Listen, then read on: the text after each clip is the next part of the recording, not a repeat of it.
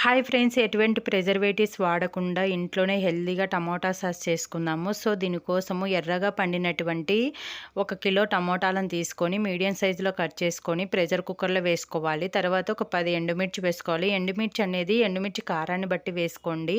ఎక్కువ కారం ఉంటే టేస్ట్ ఉండదు. సో తర్వాత 10 వెల్లుల్లి ఒలుచుకొని వేసుకొని 3 టేబుల్ స్పూన్ల వరకు వెనిగరు, 1 స్పూన్ సాల్ట్, 3/4 గ్లాస్ వరకు వాటర్ యాడ్ చేసుకొని 3 విజిల్స్ వచ్చేంత వరకు ఉడికించుకొని పూర్తిగా చల్లారిన తర్వాత మిక్సీ జార్లో వేసుకొని గ్రైండ్ చేసుకొని ఫిల్టర్ చేసుకోవాలి. ఇలా ఫిల్టర్ చేయడం వల్ల చిన్న చిన్న ముక్కలు ఉంటాయి కదా, ఎండుమిర్చి పీసెస్, అందుకు అలాంటివన్నీ సపరేట్ అయిపోతాయి. తర్వాత డైరెక్ట్ ఈ ప్యూరిని తీసుకెళ్ళి లో ఫ్లేమ్లో ఉడికించుకోవాలి దగ్గరికి వచ్చేంత వరకు. 2 మినిట్స్ ఉడికిన తర్వాత 3 to 4 టేబుల్ స్పూన్ల వరకు షుగర్ యాడ్ చేసుకొని కలుపుకుంటూ థిక్నెస్ వచ్చేంత వరకు ఉడికించుకోవాలి. వీడియోలో చూపించే విధంగా ఈ కన్సిస్టెన్సీ వస్తే మనకు టమోటా సాస్ అనేది రెడీ అయిపోతుంది. So thank you for watching friends.